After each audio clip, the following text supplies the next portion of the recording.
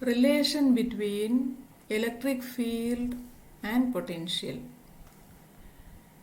Let plus Q is a point charge due to which electric field lines emerge radially outwards. We know the electric field at a point is equal to 1 by 4 pi epsilon naught Q by R square, where epsilon naught is the permittivity in free space or vacuum medium, and R is the distance of the point from the charge plus Q. According to this equation, as the distance increases, electric field decreases. Now, consider two concentric spherical surfaces S and S dashed, which are centered at plus Q. The spherical surfaces S and S dashed are the two equipotential surfaces with respect to plus Q charge.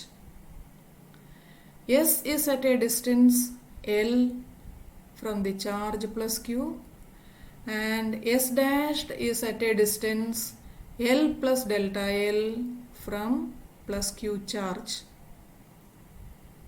Let V be the potential at any point on the surface S, and V dash be the potential at any point on the surface S dashed. We know V equal to 1 by 4 pi epsilon naught into plus Q divided by distance. Here distance is L, plus Q divided by L. Similarly, V dash equal to 1 by 4 pi epsilon naught into plus Q divided by L plus delta L. We know for V and V dashed, look at the denominator. V dashed is having larger denominator, hence V dashed is less than V. Or if we write delta V equal to V dashed minus V. Since V dashed is smaller than V, delta V will be negative. Now consider a unit positive charge is brought from S dashed to S, and imagine these two surfaces are very close by, so that delta L is tending to 0.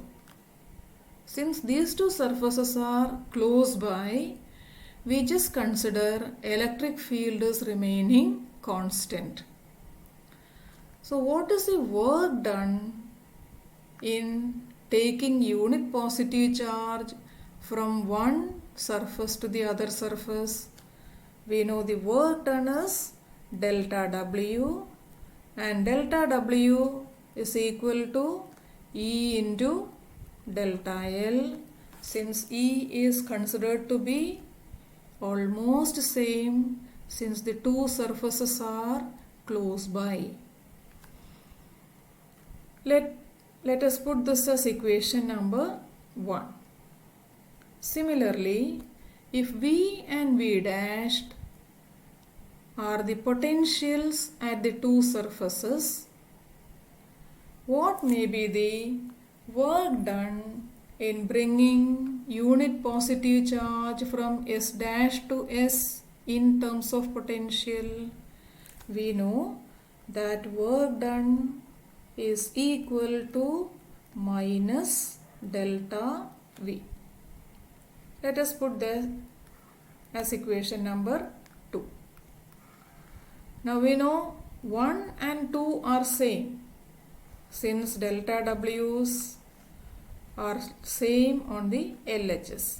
So we write E delta L equal to minus delta V, or we can write E equal to minus delta V divided by delta L, which is the expression for electric field in terms of electric potential difference delta V.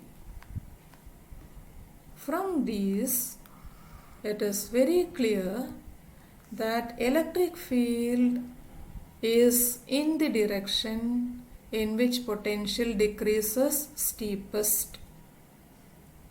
Its magnitude is given by the change in magnitude of potential per unit displacement normal to the equipotential surface at the point.